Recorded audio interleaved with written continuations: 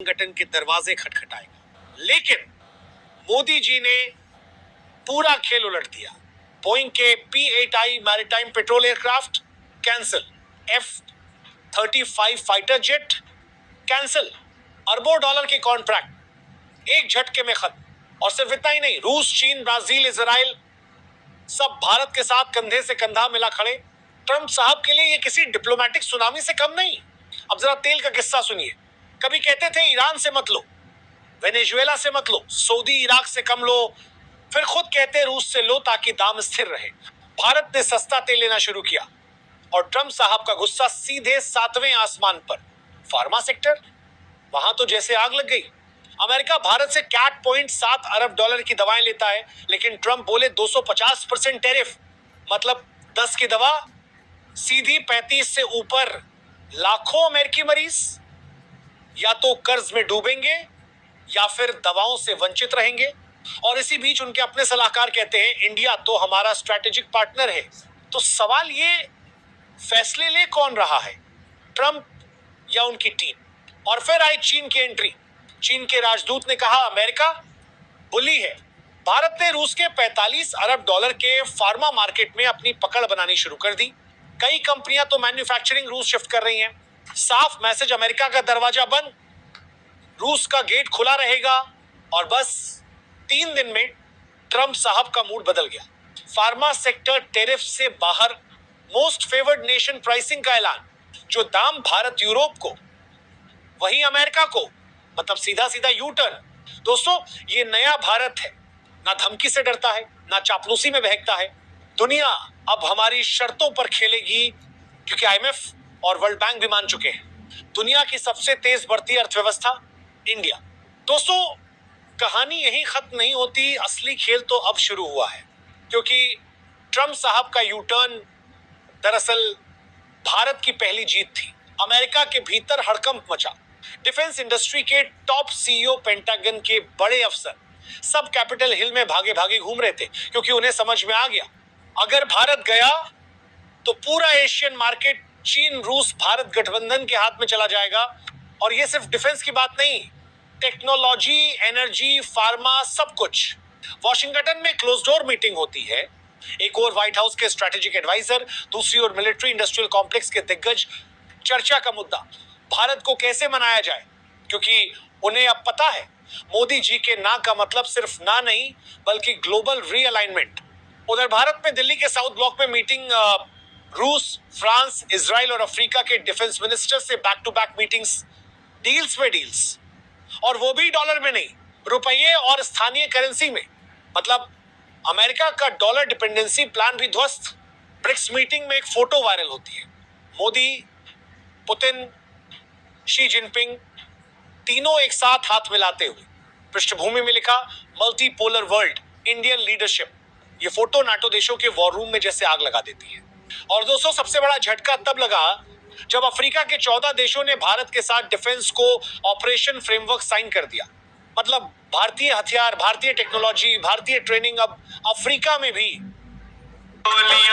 हम वापस लौटेंगे लेकर आजादी का टोला, मेरा रंग दे। स्वतंत्रता दिवस की फ्रेमवर्क साइन कर दिया। मतलब भारतीय हथियार, भारतीय टेक्नोलॉजी, भारतीय ट्रेनिंग अब अफ्रीका में भी। यानी अमेरिका के पारंपरिक क्लाइंट स्टेट्स अब भारत की कतार में। अमेरिका अब सिर्फ भारत को मनाने की कोशिश नहीं कर रहा, बल्कि अंदर से डर भी रहा है। क्यों? क्योंकि उन्हें पता है अगर भारत ने 5 साल और ऐसे ही स्वतंत्र और आक्रामक नीति चलाई, तो एशिया में चीन को कंट्रोल करने का उनका आखिरी कार्ड भी खत्म हो जाएगा। और ट्रंप अब खुले मंच पर कह रहे हैं India is a great friend, Modi is a great leader. वो नेता जिसे 3 महीने पहले धमकाने की कोशिश की थी, आज उसकी तारीफ कर रहे हैं। ये है भारत की कूटनीतिक ताकत, जो न हथियारों के दम पर आई, न डॉलर के बल पर, बल्कि साहस और रणनीति के दम पर। अब सवाल आगे क्या? दोस्तों, अब भारत सिर्फ टैरिफ वॉर में नहीं, बल्कि ग्लोबल पावर स्ट्रक्चर में अपनी शर्तों पर खेल रहा है। डिफेंस डील हो, ऑयल ट्रेड हो, फार्मा एक्सपोर्ट हो, अब कोई वॉशिंगटन या ब्रसेल्स में बैठा आदमी ये तय नहीं करेगा कि भारत क्या करे। और आने वाले महीनों में भारत की एक चाल पूरे ग्लोबल ऑर्डर का बैलेंस बदल सकती है। पहला झटका डॉलर को सीधी चुनौती। ब्रिक्स प्लस देशों की सीक्रेट मीटिंग में तय हुआ, तेल, गैस, हथियार, फार्मा सबकी ट्रेडिंग डॉलर के बिना होगी। रुपया, युआन, रियाल और रूबल, यानी अमेरिका का सबसे बड़ा हथियार डॉलर डोमिनेंस अब सीधे खतरे में। दूसरा झटका डिफेंस में स्वावलंबन। भारत ने डीआरडीओ और हाल के साथ 7 नई डिफेंस मैन्युफैक्चरिंग यूनिट्स की घोषणा कर दी। लोकेशन नागपुर, कोयंबटूर, लखनऊ, सूरत, इम्फाल, ग्वालियर और जैसलमेर। मतलब F-35 जैसी विदेशी डील रद्द होने के बाद भी भारत खुद अपने फाइटर जेट बना सकेगा और एक्सपोर्ट भी कर सकेगा। तीसरा झटका अफ्रीका में भारतीय ध्वज। नाइजीरिया, केन्या, दक्षिण अफ्रीका, इन 3 देशों के साथ भारत ने defence training plus tech transfer agreement sign कर दिया। इसका मतलब अमेरिका के पुराने पार्टनर अब भारत की टेक्नोलॉजी से अपने बॉर्डर सुरक्षित करेंगे। वॉशिंगटन के पॉलिसी सर्कल में इसे कह रहे हैं इंडियन एनक्रोचमेंट इन अफ्रीका। और दोस्तों, इस पूरी कहानी में सबसे बड़ा ट्विस्ट अभी बाकी है। G20 के बाद भारत एक नई इंटरनेशनल पेमेंट सिस्टम लॉन्च करने की तैयारी में है। नाम भारत पे ग्लोबल। क्लियर मैसेज, अगर स्विफ्ट पर पाबंदी का हथियार अमेरिका चला भी दे तो भारत के पास अपनी बैंकिंग लाइफलाइन होगी, जिसे रूस, चीन, अफ्रीका और मिडिल ईस्ट देश अपनाएंगे। अब सोचिए, ट्रम्प साहब का 50% टैरिफ प्लान, जो सिर्फ फार्मा और डिफेंस डील दबाने के लिए था, वो कैसे बदल गया एक ग्लोबल पावर शिफ्ट में। और सबसे मजेदार बात, वॉशिंगटन में अब एक सवाल गूंज रहा है, हु लॉस्ट इंडिया? क्योंकि दोस्तों, अगर भारत और रूस का गठजोड़ और मजबूत हो गया तो अमेरिका को एशिया में चीन के सामने अकेले खड़ा होना पड़ेगा। अब भारत के पास सिर्फ 2 ऑप्शन नहीं है, भारत के पास अनगिनत रास्ते हैं और हर रास्ता अमेरिका के लिए सिरदर्द, नाटो का डर। अगर भारत ने ये सब डील्स एक्टिव कर दी तो इंडियन नेवी हिंद महासागर में किंग मेकर बन जाएगी। मतलब अमेरिका की इंडो पैसिफिक स्ट्रैटेजी का बैकबोन चकनाचूर। अब आते हैं दिल्ली पीएम मोदी की मीटिंग, जिसमें रूस के पुतिन, ब्राजील के लूला, चीन के शी जिनपिंग और साउथ अफ्रीका के राष्ट्रपति वीडियो कॉन्फ्रेंस से जुड़े। Agenda BRICS plus defence corridor, यानी ब्रिक्स देशों की नेवी और एयरफोर्स एक साझा रैपिड रिस्पांस ग्रुप बनाएगी।